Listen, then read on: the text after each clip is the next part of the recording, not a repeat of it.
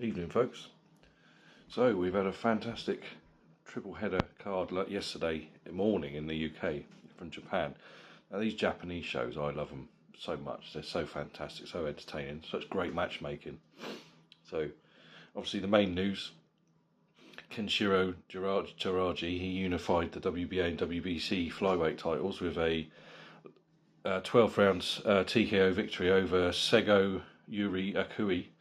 Now this is a real contender for Fight of the Year. I loved this fight. I enjoyed it from start to finish. I was picking Teraji to win it before it started, but what a fight! I mean, Akui took the initiative. He was determined. He was going to land that straight right hand because, as we know, Teraji. Anybody who's watched several of Teraji's fights, defense isn't a priority to him. He relies on his hand speed, and his and his power. But yeah, he was taking a bit of a shellacking in there. Akui was just marching forward. He was landing that right hand at will at times, and it was pushing Kenshiro backwards.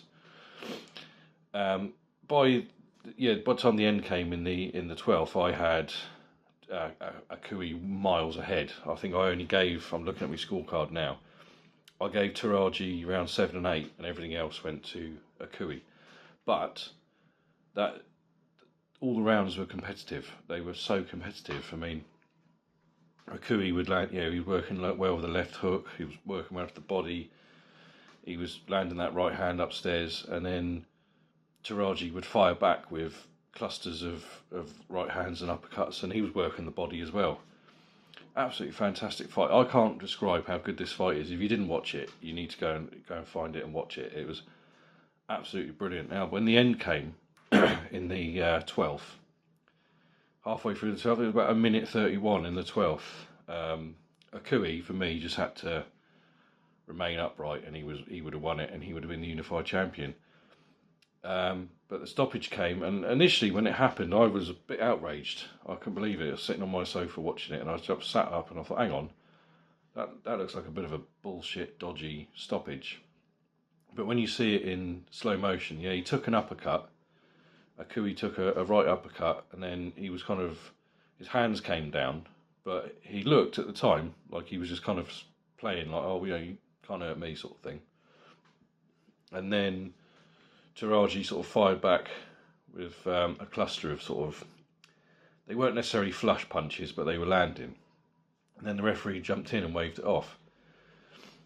And like I say, looking back at the replay, you can see, obviously, the referee's close up. It's all right for us to criticise sitting on our sofas or whatever, watching these things, but the referee could obviously see something was there. I mean, as we know, boxing is a dangerous sport. Only takes a couple of punches, somebody can either end their life or change their life, or end their careers.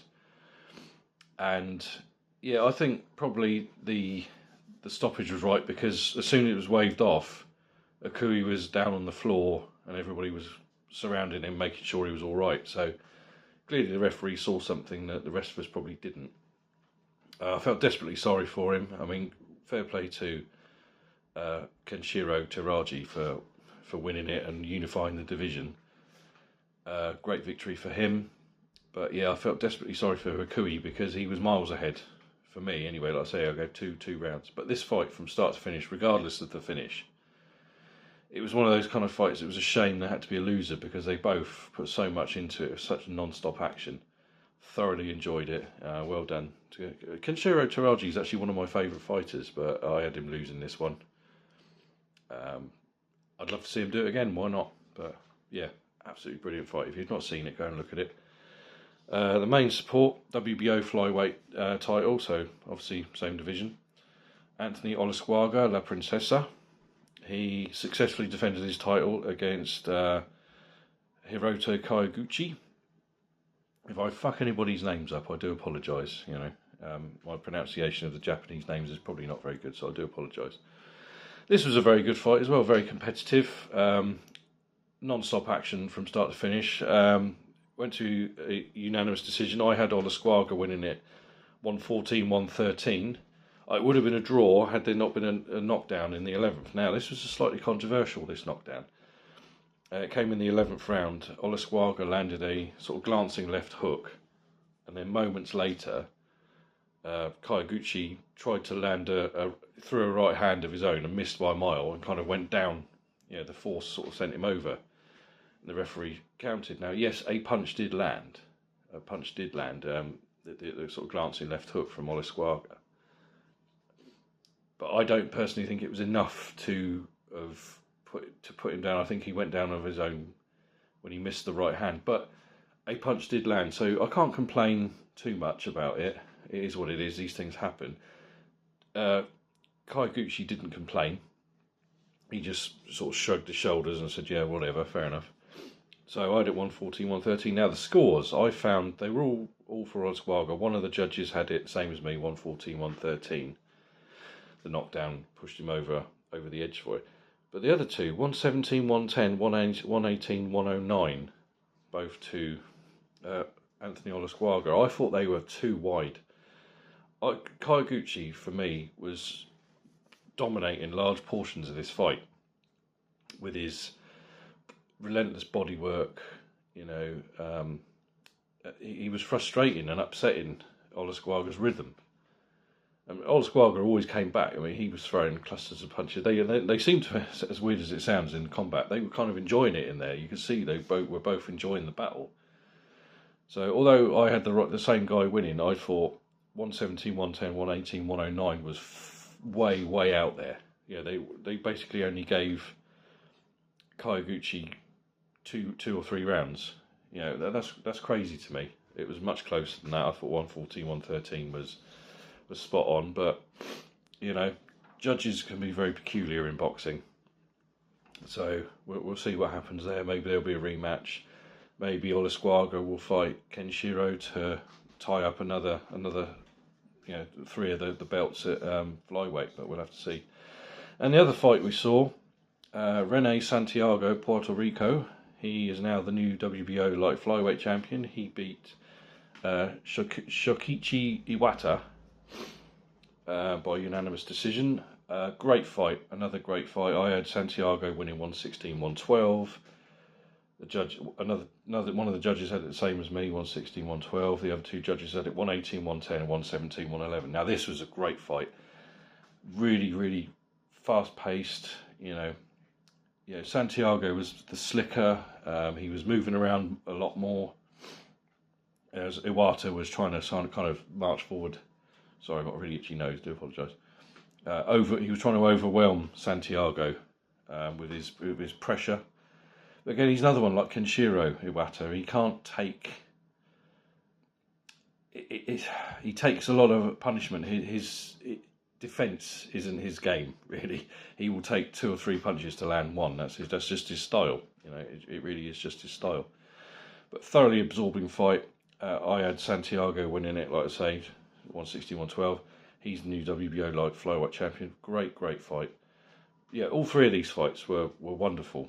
It was so absorbing, such a great card. I didn't get to see it live because I was working. I saw it last night before I went to bed.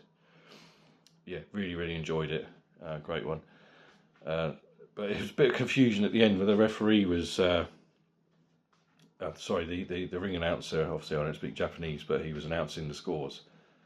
And, he was just saying, and your winner is basically Rene Santiago, but the referee held up Iwata and pointed to him as if, oh yeah, there's your winner. And there was a little split second, Rene Santiago looked like, oh, what's going on here? And it was like, no, you've won. Yeah, great fight. So thoroughly enjoyed the whole card. These Japanese cards are brilliant. I very rarely have a bad one. So that was that really. So yeah, I would say Kenshiro Teraji and Seigo Yuri Akui would be another contender for fight of the year. I mean, we've been very lucky. We're only in March, middle of March, and we've had a handful of fight of the year contenders already. So yeah, thoroughly enjoyed that. Well done to Kenshiro Teraji. I'm sure there's people online, I haven't really been online much today. I'm sure there's people online saying that Akui was robbed and there was some horrible conspiracy against him. Yes, I can understand people saying that the stoppage was premature, because that was my initial reaction. But the fact that he went down, he looked absolutely done in by the time when the referee stopped it, Akui went down. Everybody was checking in on him. He looked fucked. His arms were down. He would have taken. Yeah, he didn't need to take any more punishment. He only took a few glancing punches, but if that kept going on, he could have been in serious trouble. So I don't necessarily have a problem with it. You know, it's just I felt, as I said earlier, I felt desperately sorry for him because he was winning that by a mile for me, and yeah, and it just is boxing. This is what makes boxing great. This is why I love boxing so much, because it's unpredictable. It only takes a punch to turn, one or two punches to turn a fight around.